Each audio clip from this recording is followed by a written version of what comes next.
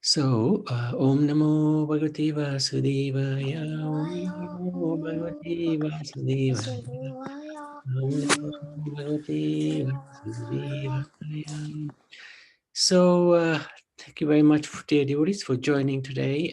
We wanted to seek your good wishes and your blessings so that we can continue with our overview of the fourth canto. We are nearing the end, and these few chapters now, 5 chapters, actually are quite challenging.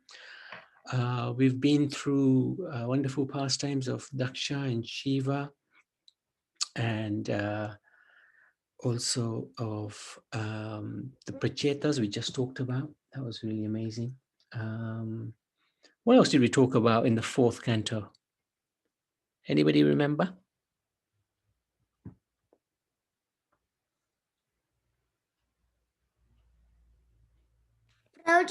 Prachetas met Lord Shiva. That's right. We just finished that chapter. What was before that? What was before the Prachetas? Who was the king? Do you remember the king? Maharaj Prithu? Yeah. Maharaj Prithu's and I don't know which And what was something. the father of Maharaj Prithu? What was his name? Vena? That's Vena. Good. Okay, so you remember those pastimes. Good. So let's look at 25. Now moved on from the Prachetas. We're going to talk about that Muni is going to be preaching now.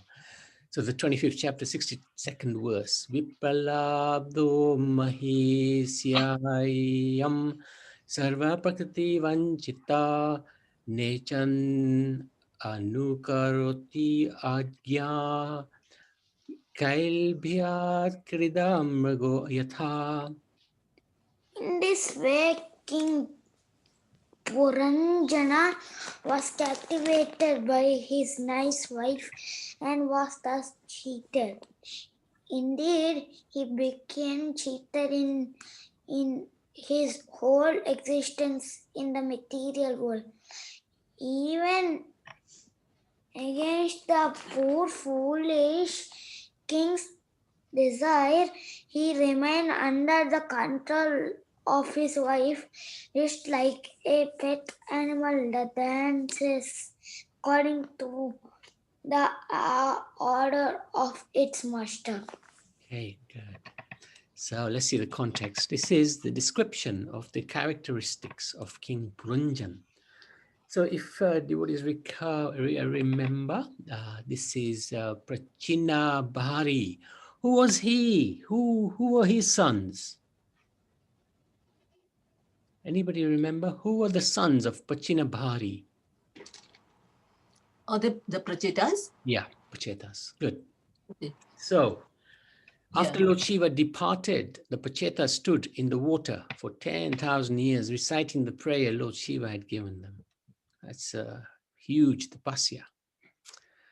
Meanwhile, their father, King Prachinapari, was performing sacrifices.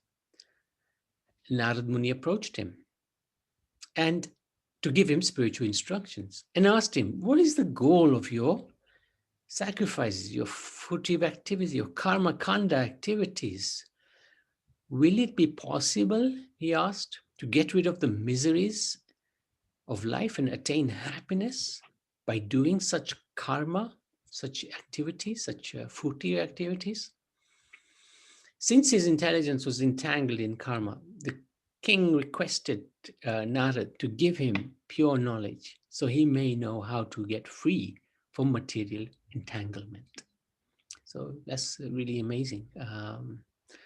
So Narad Muni, with his mystic powers, he warned and he showed the king the animals that he had sacrificed want revenge, and he will therefore be punished by them after his death. By the power of his yoga, King Narad showed the king the sacrificial animals he had killed without compassion, waiting for him in the sky. Indulgence in animal sacrifice is risky because as soon as there is a small discrepancy, the slaughtered animal may not be promoted to a human form of life. And the person performing the sacrifice will be responsible like a murderer. Mhm. This is interesting. He then began to recount the history of Puranjan. So he was telling a story to this king now to explain to him the futility of his life. Puranjan means the one who enjoys in the body. Puranjan had a friend called Avigyata, who is the Paramatma, the super soul. Although Puranjan traveled everywhere, he was unable to find a satisfactory place to reside. Wherever he went, he felt a feeling of insufficiency. And this is a little bit like our situation. We're never satisfied anywhere because we're trying to enjoy in the material world, which is full of temporary things, and our nature is permanent. So we are sort of fighting against our nature. Then he explains the city of, oh yeah, that's right. Puranjan found a city of 9 gates. So that's these 9 gates actually represent the material body, the 9 holes that we have, which had all auspicious facilities. So it had parks, golden domes, floors of precious stones, beautiful trees and creepers. The description of the city correlates to our body. For example, walls are skin, parks are hair, windows are eyes, gates are eyelids, capital is the heart, like that. So this is how Narad Muni was explaining to him how this Puranjan found this lovely city. He met a beautiful woman, Puranjani, who was searching for a husband. She had 10 servants with her, and each servant had hundreds of wives accompanying him. So these 10 servants represent the 10 senses that we have, eyes, ears, etc., etc., with many, many desires. So the 10 servants with hundreds of wives means the hundreds and thousands of desires that we have. And Naniben, you have a question? No. Okay, okay, that's sorry. fine. No, that's fine, that's fine. They're both engaged in flirtatious conversation, becoming mutually attracted to each other. Puranjan asked many questions to her about her identity, the identity of her servants and associates. So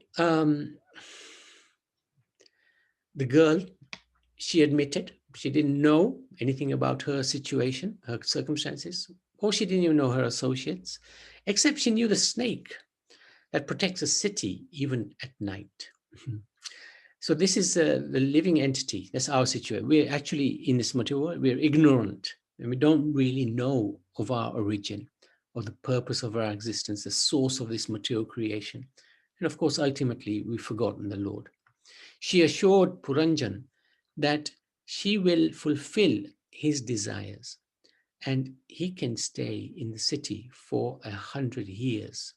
This city was protected by this snake and enjoy material life. She glorified household life as auspicious for everyone. Thus the two united in marriage and lived together in the city. So Puranjan was very attracted, as was the girl to him. And this is the problem with Maya and coming into this world. We become attracted to temporary things.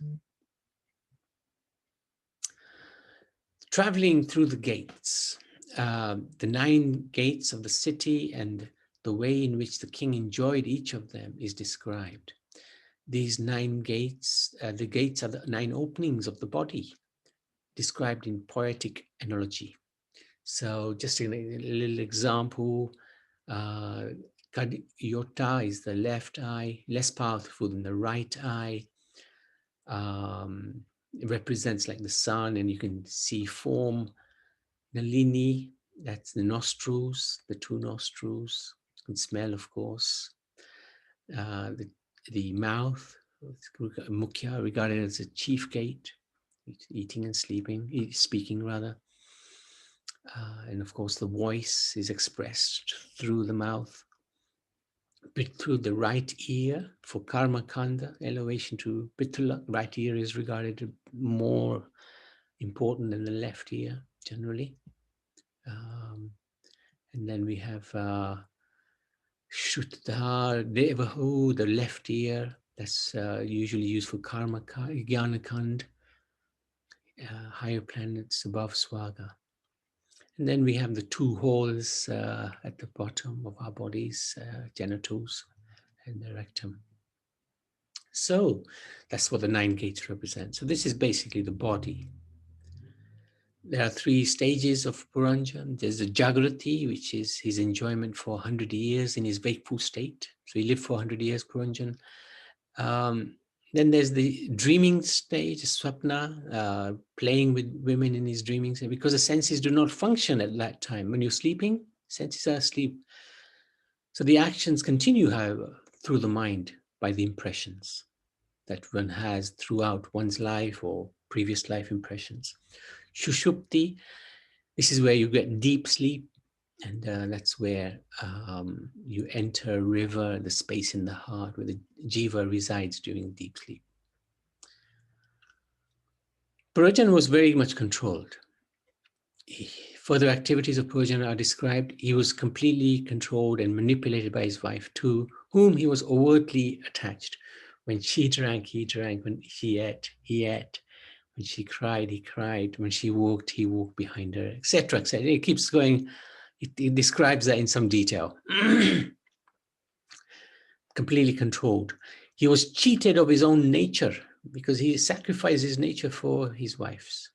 Because he followed her, he did everything she did. Even against his desire, he remained under her control, just as a pet animal. So that's the end of chapter 25. Any questions, any comments? 2 things, Prabhuji. Yes. One thing, how it has been described in such a beautiful manner by Narad Muniji, activities of the body and the soul. And the second thing, I read that left ear was for spiritual activity. So you're right. It's the other way around. The left one is better than the right. Yes, that's what good. That's right. Privati mark. Reason I remember, sorry. Okay, go ahead. Yeah, reason I remember that when people are in the dying stage, they usually say, some people who want to do some prayers, they say it in the left ear. Okay. Yes, good. So, Yeah, Nadi Prabhu, when we say when someone is taking initiation or getting a mantra, so which ears do we use? Which left side? I think left. I can't remember now. Yes, good question. Yes. I think it's because left when ear. you say left, that's why I'm thinking. Left side is not considered to be auspicious, right? Generally, but I think from the hearing point of view, I think Nani Ben's right. It's the left ear which is more important. And if you look at this, the karma kanda is of course less important, and that's the right ear, whereas the left ear is for the swarga, for the gyan kanda. So this is for the getting knowledge. You use the left ear more than the right ear. Okay. And the Nivritti scriptures take you towards heaven, whereas the Pravati keep you in the karma kanda stage, Okay. And this Puranjana, I think it's an imaginative personality that Narad Muni is using, just to give example, like the gates and the mind and everything controlling him. Yeah. It's an allegory. Yeah, that's right. Yeah. Great. Okay. Yes, Riyanj. Hare Krishna Prabhuji, who is Puranjana? I don't know. Puranjana is a made-up character. Narad Muni is using Puranjana as an example to the king. Yeah, so you'll become a little bit more clearer as we're going through. So just hang on and listen a little bit, yeah?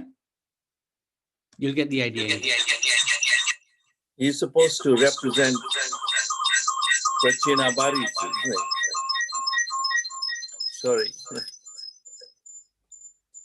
Sorry, Nabi. Hare Krishna. Hare Bol.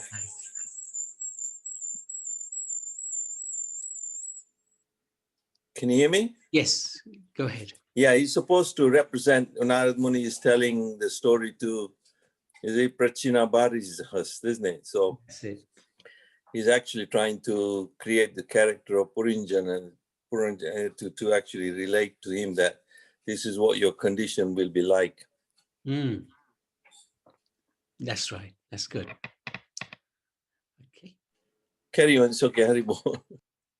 Asurim mritam arishtya ghoratma nirannugraha Nyanam halan nishitair balair vineshu vala gurachan. And that, oh yeah. At that time, King Puranjana was very much influenced by demonic propensities. Because of this, his art became very hard and merciless, and with sharp arrows, he killed many innocent animals in the forest, taking no consideration. Good. So this chapter is called King Puranjan Goes to the Forest to Hunt and his queen becomes angry. And it describes actually how a person gives up proper intelligence under the influence of ignorance and becomes attached to forbidden objects and activities. And then he regains that discrimination later. So we'll see how that works. Puranjan decides to go to the forest without his queen, on the chariot without his queen. He spent time mercilessly killing many animals, making people unhappy to see his ghastly activities. Eventually, he tired of killing and he returns home. There are scriptural regulations on animal killing. So we're going to just look at that briefly. If a king is too attached to eating flesh, he may do so. But as per scriptural directions for special shard rites, there's certain rules and regulations about animal killing. Only animals suitable for sacrifice should be killed. Generally goat. It should be done only in the forest. So these are the sort of rules and regulations. If somebody is attached to eating meat, you can do. But you're still going to get the karma. You're still going to get, the animal will still kill you in the next life because you've taken a life. And only as much as is needed. Similarly, a jiva is allowed to enjoy the sense objects as much as necessary, but not to the fullest extent. So just like somebody likes to do animal killing, somebody may also want to enjoy their senses. Yes, scriptures allow that as much as necessary, but not to the fullest extent. Any learned person who works according to the knowledge of the Vedic scriptures is not contaminated by his activities in their reactions. Puranjan searches for his wife. So Puranjan's activities, although mundane, also have spiritual significance. So he was hunting, he became hungry and thirsty. So the spiritual significance of that is he was troubled by remembering his sinful acts of killing the animals. He returned home, which spiritual terms, he gave up the sinful activities and established himself in dharma. He took a bath. So spiritual terms, it means he called the brahmanas and had them perform atonement to so that he stopped suffering for the actions that he's just committed, sinful actions. And he ate suitable food, which means he gave up meat and liquor. He became refreshed. Being refreshed, he took rest. That means he became somewhat steady, fixed in his consciousness again. After this, he remembers the queen. So from the spiritual context, he means he returned to his previous condition. He remembers his intelligence fixed in Dharma. So it's quite interesting how the Bhagavatam explains the activities of Puranjan. Puranjan then eagerly seeks out his queen, finds her displeased with him due to his independently having gone out hunting. He tries to pacify her by flattery and submissive behavior. He begs her to fulfill his lusty desires which have arisen in his heart. So that's chapter 26. Any questions on that? Let's move on to the next one so that we get a little bit more idea about these pastimes. Ije cha katubhi ghorair dikshita pasu maraka devam pitni putapatin nano kamo yatha bhavan. The great sage Narada continued, "My dear King Prachan." Parinasabit. Oh, is it S-A-T at the end as well? Parichanna Barishat. Parichin Barishat, like you, King Puranjana also became implicated in so many deserts.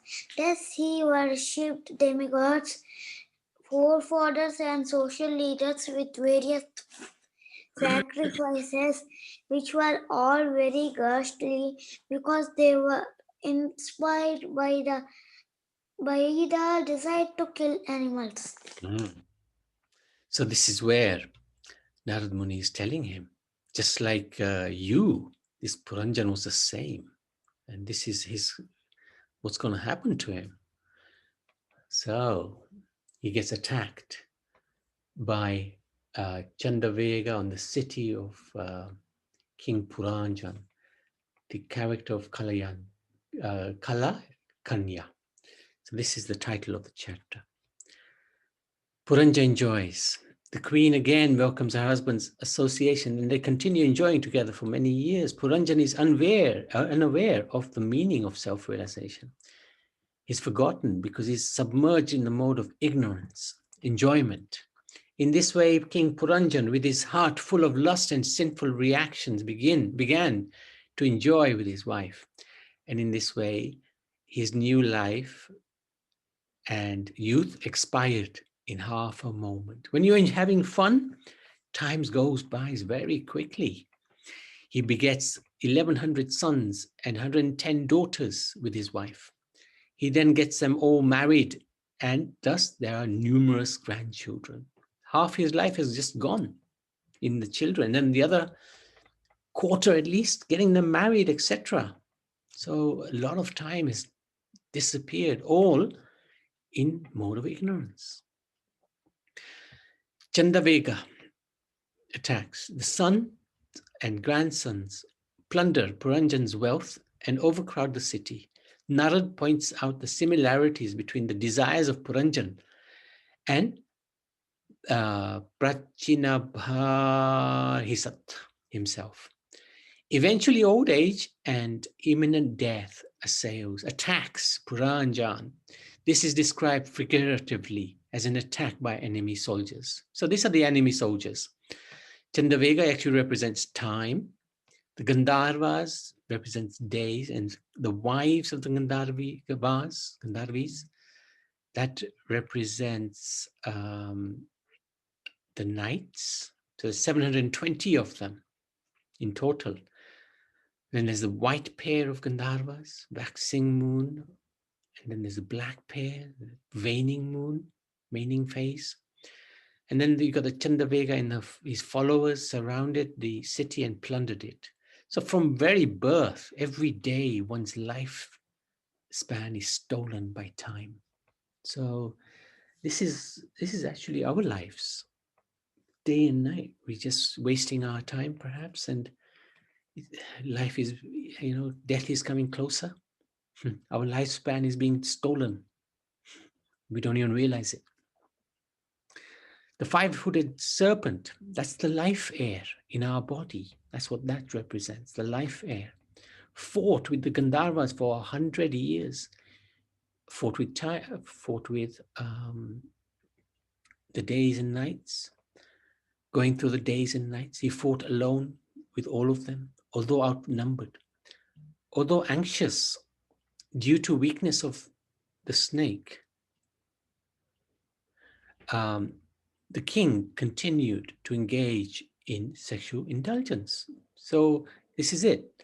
One becomes old, but this propensity to have illicit relations or sexual relations doesn't go away.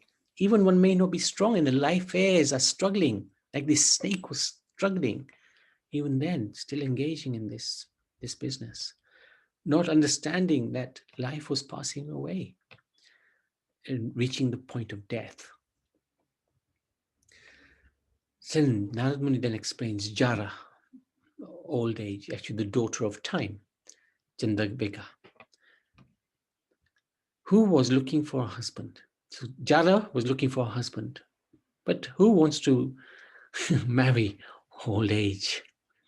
Nobody wants to marry old age, except there was one time, there was a king, and we'll see this in the 9th canto when we get there, if we get there. Once a king called Yayati swapped his old age. He wanted to enjoy more, and he had many sons, and he asked each son, swap your old age, swap my old age for your young youth. And they all said no, except Puru.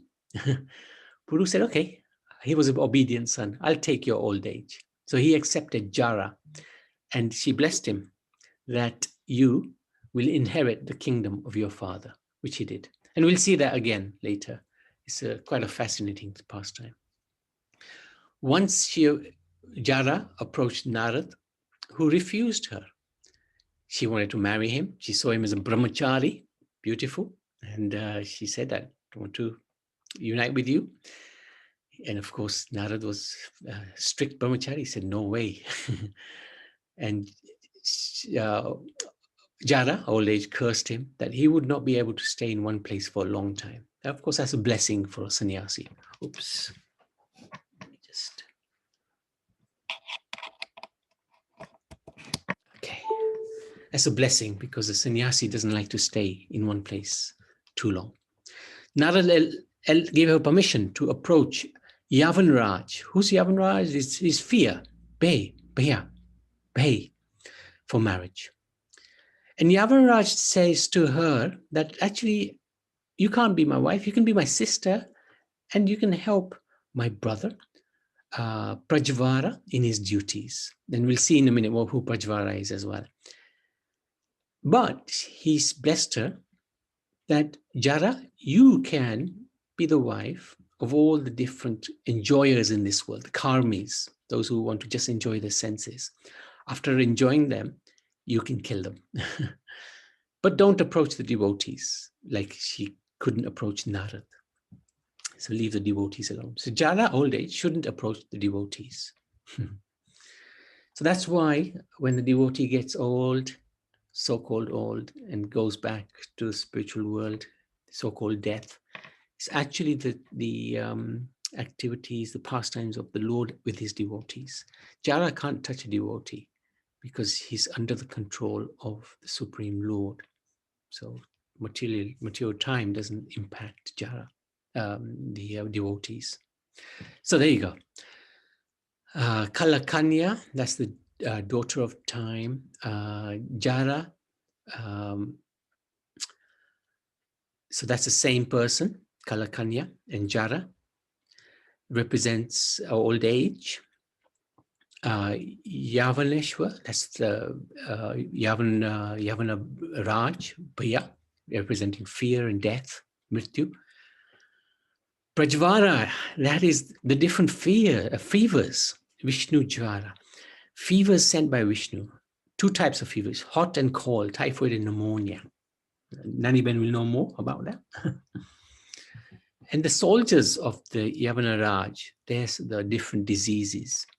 Adhyatmik, Adibhaudik, Adidevik. Diseases of the mind, diseases of the body, diseases coming from outside, natural diseases, a little bit like this virus. So this, that's it. And then next chapter 28 and 29 gives the conclusion of this story that Narad Muni is telling to the king about Puranjana. So we'll get the full picture, hopefully tomorrow. Are there any questions? That's the end of chapter 27. Next two chapters are quite long, but I hope devotees won't mind. We'll knock them out tomorrow. And then we'll have two more chapters after that.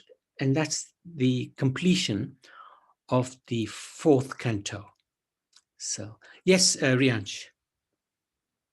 Prabhuji, very interesting to hear these stories. It's very interesting, especially when you're young. It's important to, when we were young, we had no concept of any of this. If we had some concept of this, perhaps our direction of life may have been somewhat different. But better late than never. But for you, better early. So it's very good you're paying attention, because there are very important lessons to learn from these instructive stories by Narad Muni. So I'd like to thank you, Riansh. Good boy. Anybody else?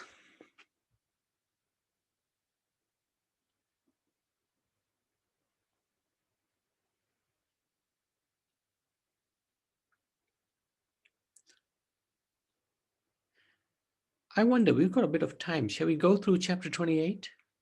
Sorry, yeah, 28. 28, yes. Yes, let's go. Okay, let's do I it. read it today. Oh, you did? Okay. Okay, let's go for it. Let's do it. Let's do it. We've got time. We've got time. I So hope from this, Nabi, the word Kal, Kanya, Kala Kanya.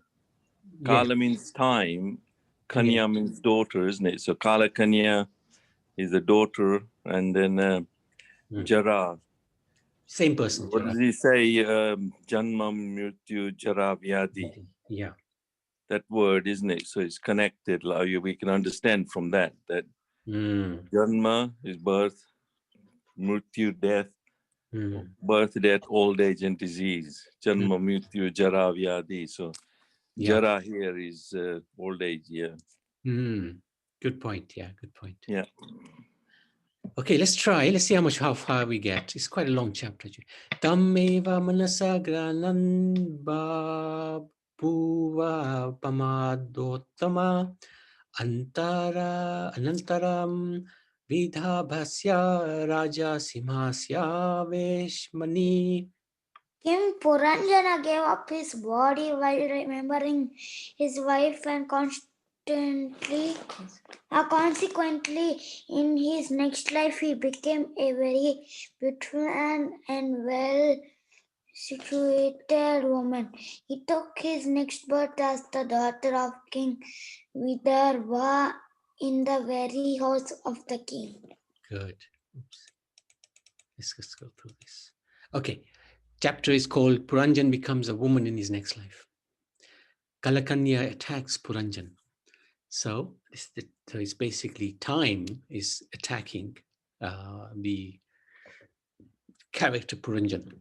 Yavanraj, his brother, Prajvara and Kalakanya, Jara, travel widely. They attack Puranjan's city and give the citizens severe trouble. The objects of enjoyment become stale by the influence of Kalakanya. So this is a fact, right? As time goes on, our senses become a little dull, and generally anyway, the enjoyment factor is a little bit less because our senses are not so strong. Puranjan is conquered by Kalakanya, and his family and associates turn against him. So this is the problem with old age. You suddenly become unwanted and not liked very much. You know, funny noises come out of one's body, and so many different ailments affect the body, and people sort of go off you. Yet he's still very affectionate towards his family members and worries about maintaining them.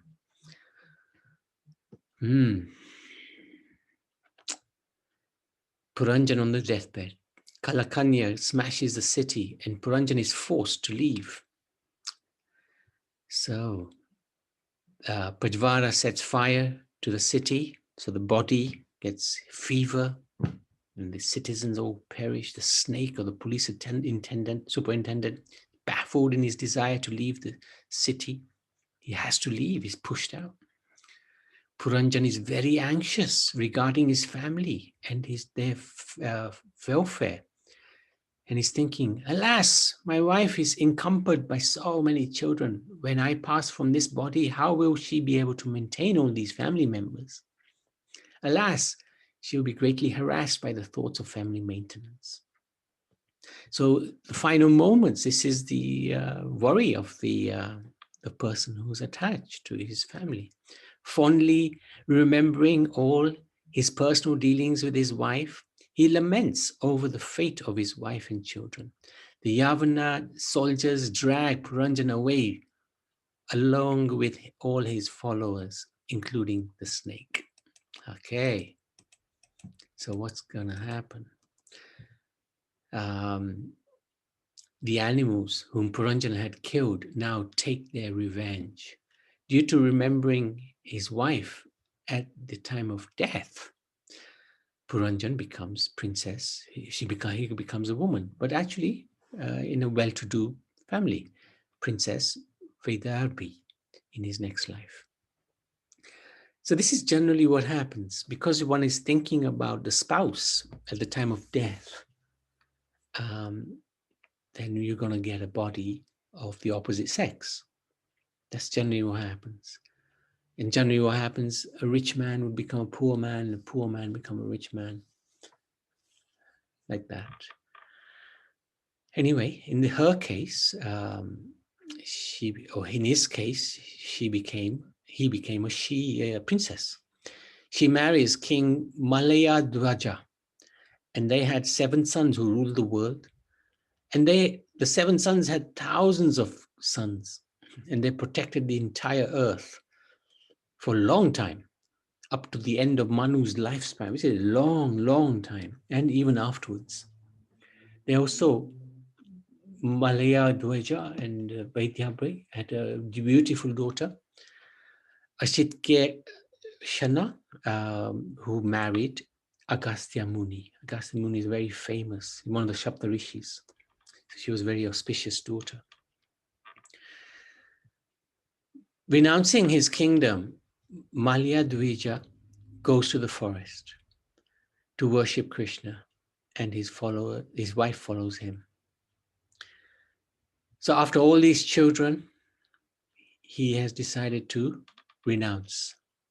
He performed severe austerities for 100 demigod years, gradually becoming equal to the dualities: cold and heat, happiness and distress, wind and rain, hunger and thirst, pleasant and unpleasant.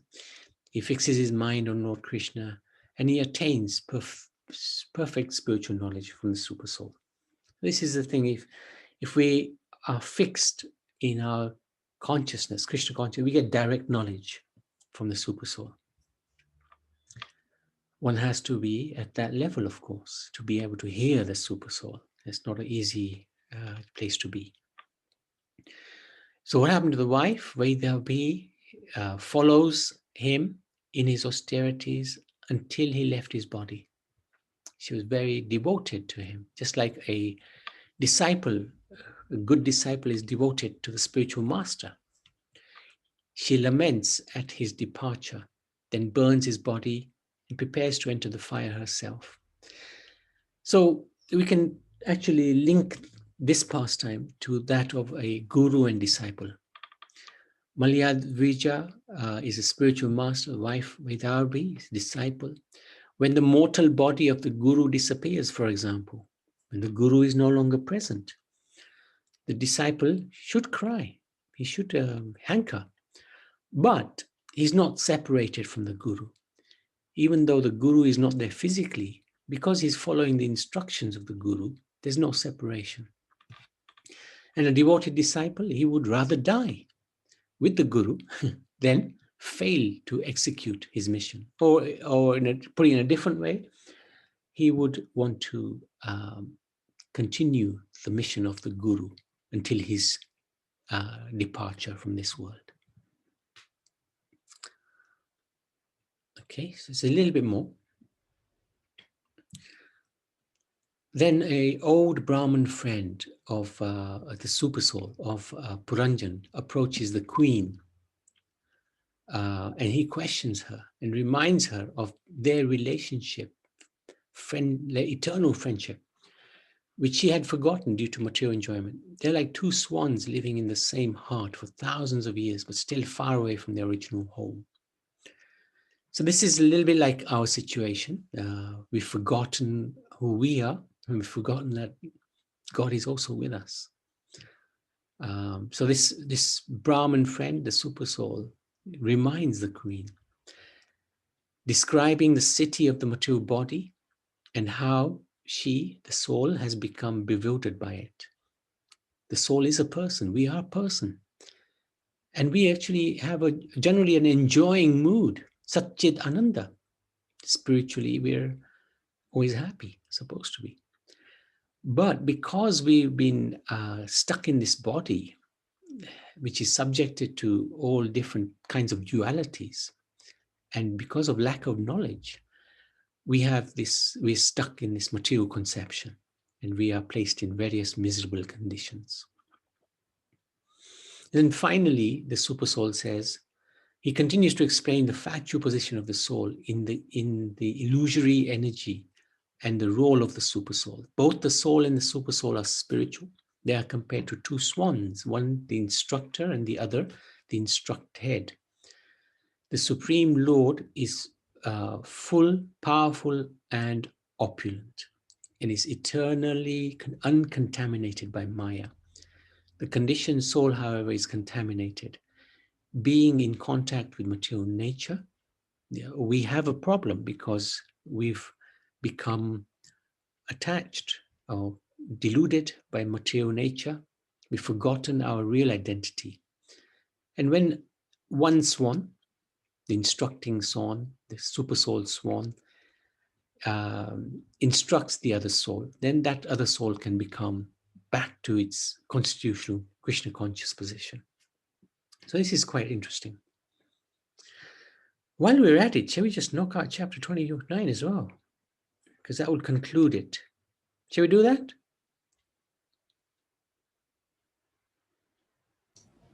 Yes, we're not ready, but it's okay.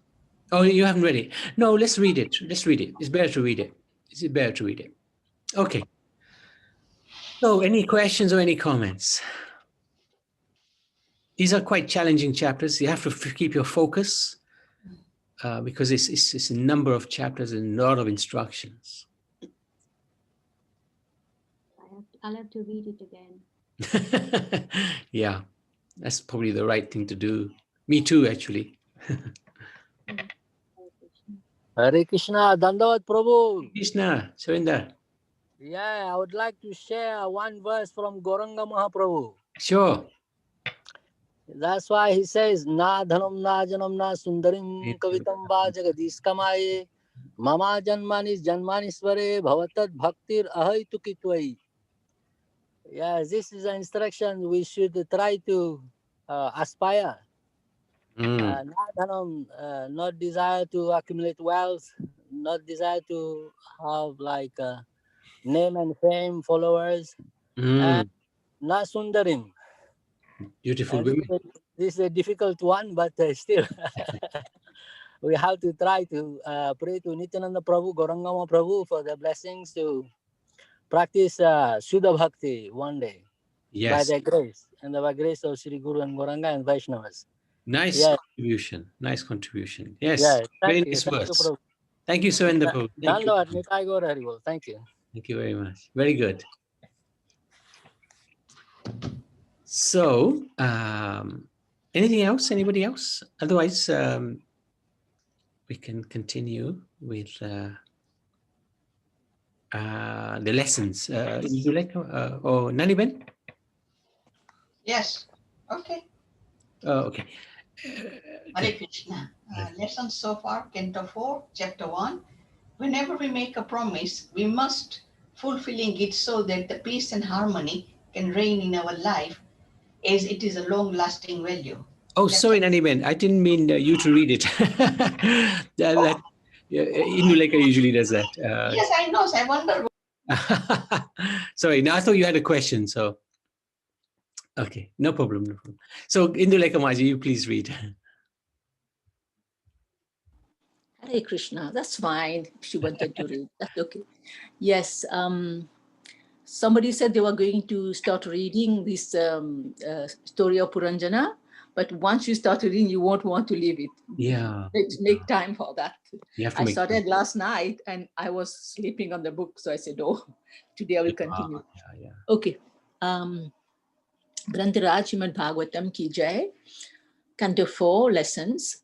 Chapter 1, whenever we make a promise, we must fulfill it so that peace and harmony can reign in our life as it is a long-lasting value. Chapter 2, we must never judge a person by their appearance as it may be misleading. We must always consider that there is a spirit soul inside the body. Chapter 3, when one becomes proud of their possessions and position, they become blind spiritually and they cannot discriminate positively. Thus, they tend to offend others. Chapter 4, people who are envious and who offend devotees, taking them to be materialists, gradually but surely falls down. Chapter 5, the Supreme Personality of Godhead never tolerates the insult of his devotees. He personally comes to punish the miscreant.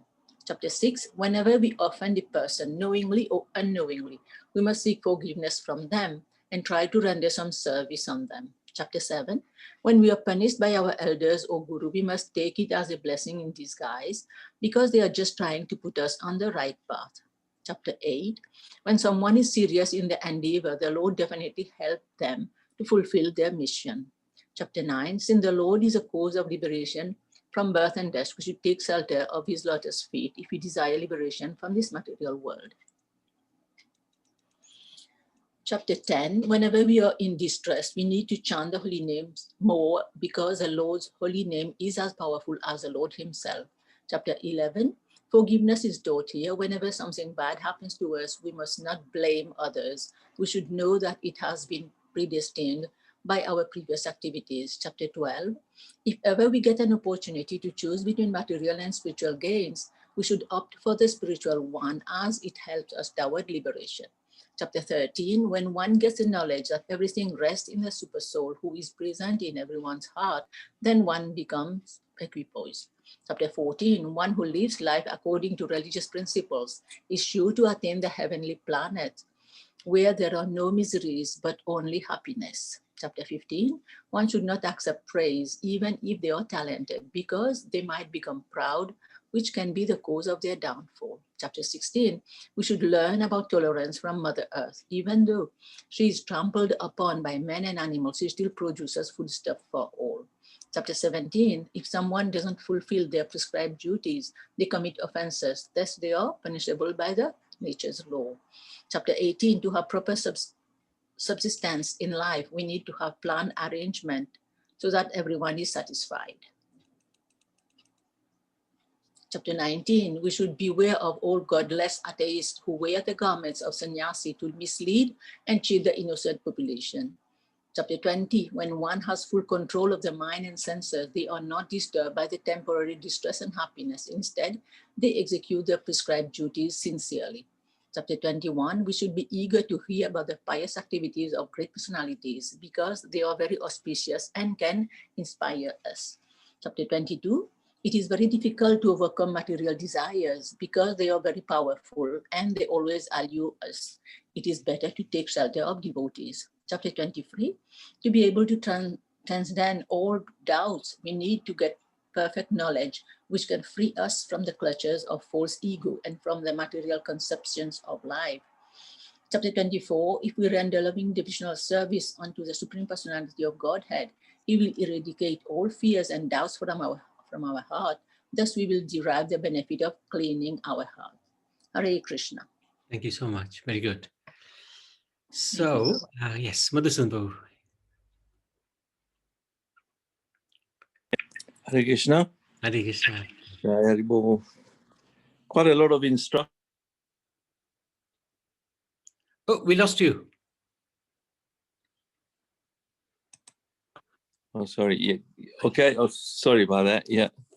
Yeah. A lot of instructions in this, in these chapters, through the story of Puranjana and all these different concepts of Kala Kanya and Jara and the Yavanas and the brothers and all that. So, but chapter 25, the Srila Prabhupada comments in the purport that King Prachinabhari found the best spiritual master was Narad Muni. And he therefore asked him about that knowledge by which one can get out of the entanglement of karma bandhana. Fans means like a splinter, you get a splinter in your fans or something, like, and then the karma and the bandha is attachment. So these are fruitive activities. So this is the actual business of human life. Jivasya tattva jignasu nartho yats neha karma bi. We should also follow in the king's example and seek out as good a spiritual master as Narad Muni. But fortunately, we are following Srila Prabhupada, who is actually in the disciplic succession of Narad Muni as well. So we're fortunate in that way. You just got to take advantage. Chapter 26, Srila Prabhupada explains in the purport also that one's consciousness is always working in two ways, the right way and the wrong way. And when one becomes too proud of his position influenced by the modes of passion, he gives up the right way and accepts the wrong one. So Kshatriyas, sometimes like this king, Puranjana, they are sometimes advised to go to the forest and to hunt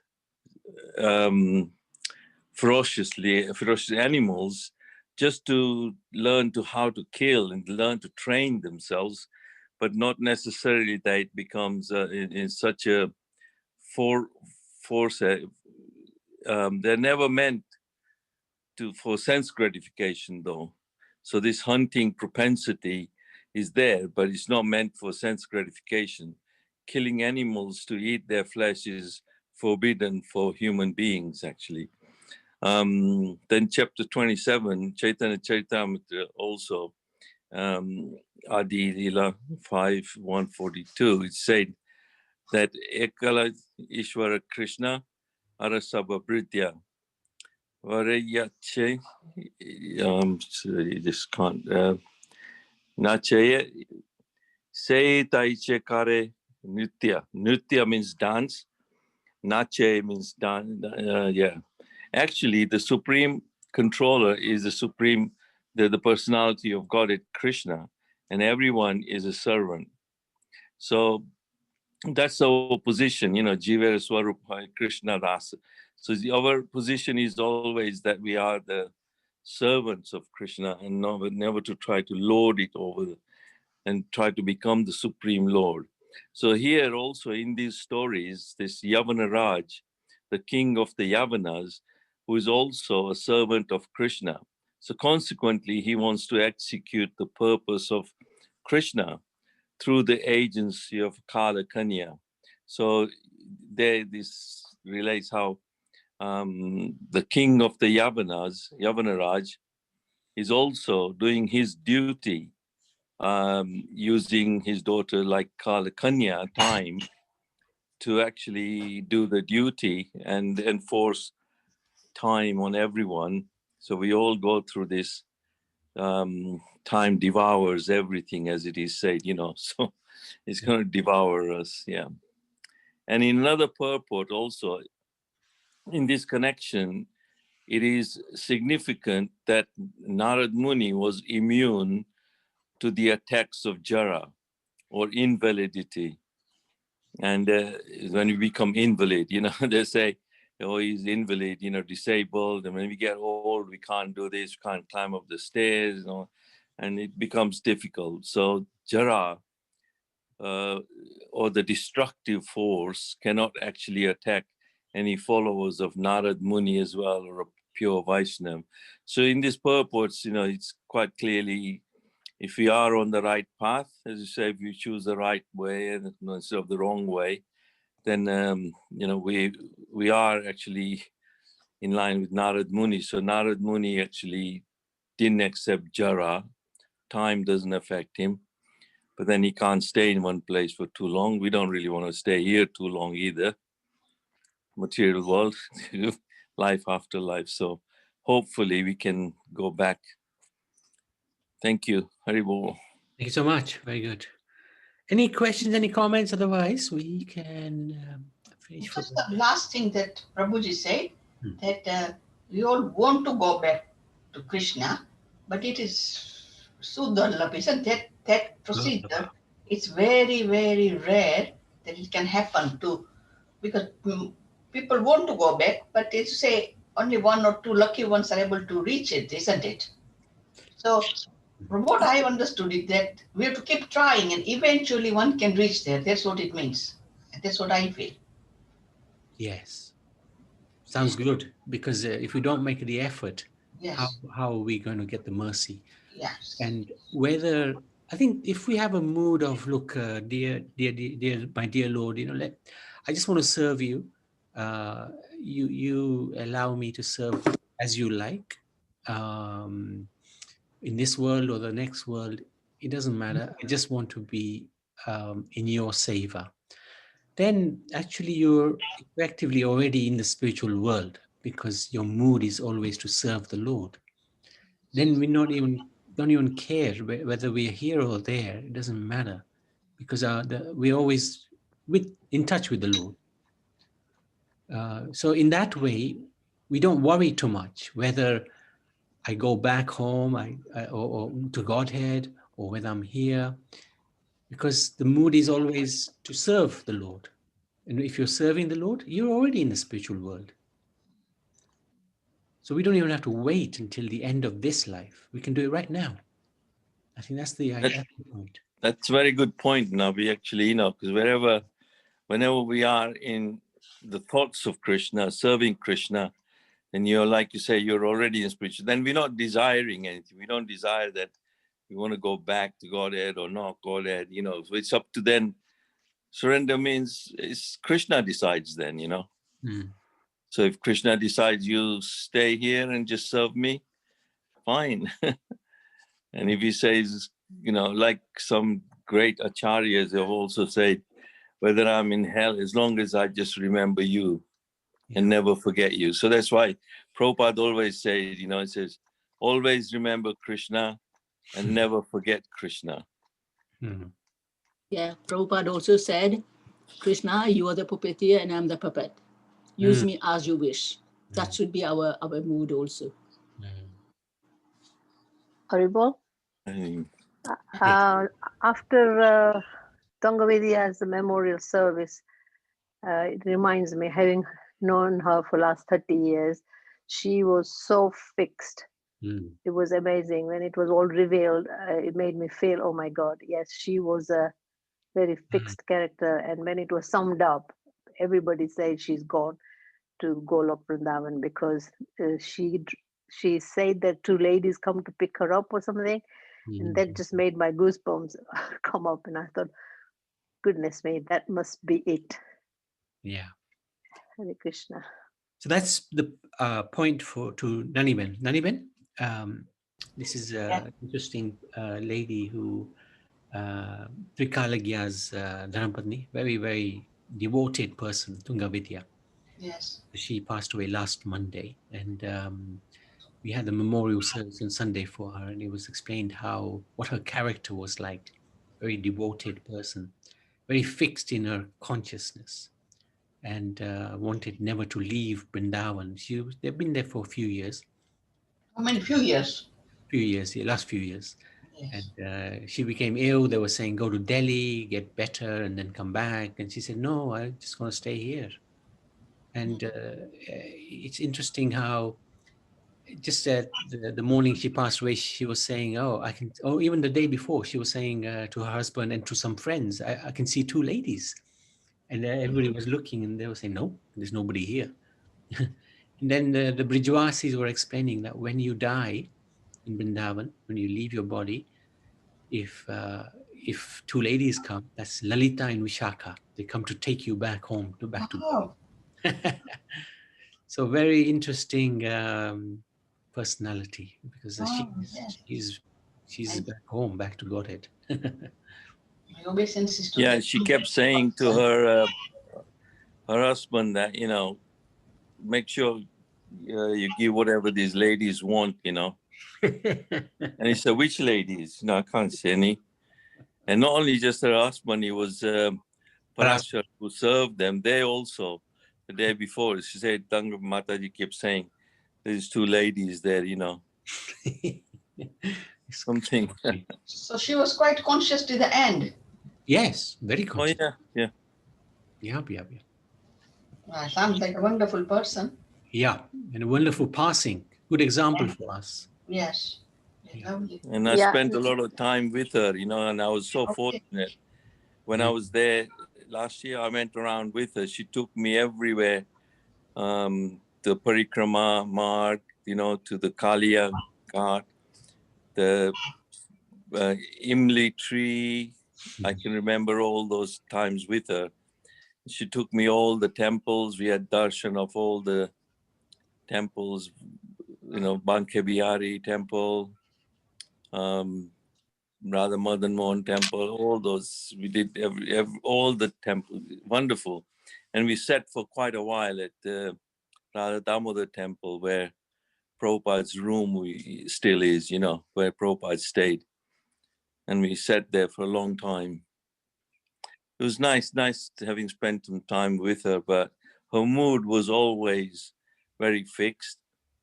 Just leave it to Krishna. She would always just say, it's Krishna's plan. Anything that happens, she had a very rough time. She served in, even in Potomac Temple. Her family there used to live in the temple compound itself. And she would be cooking for hundreds of people every Sunday, you know, and doing the deity worship and everything. So, yeah. She was a good cook. She was a very good cook. Yeah, and she never actually criticized anyone or anything that happened. It's Krishna's plan. It's a lot to learn from here, but now we got Trikala here, so hopefully we can have his association now. Yeah. Good. Thank you so much. Anybody else? Otherwise, let's go to the Nashinga Kavach. Karuna, are you with us, Karuna? No, I think she had to go. Good. So,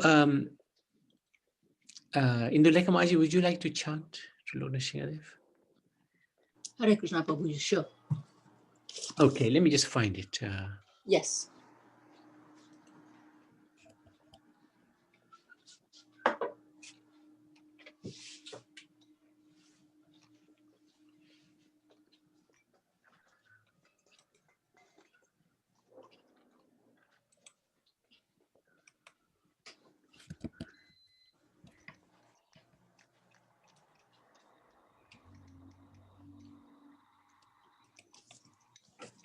Okay. Thank you.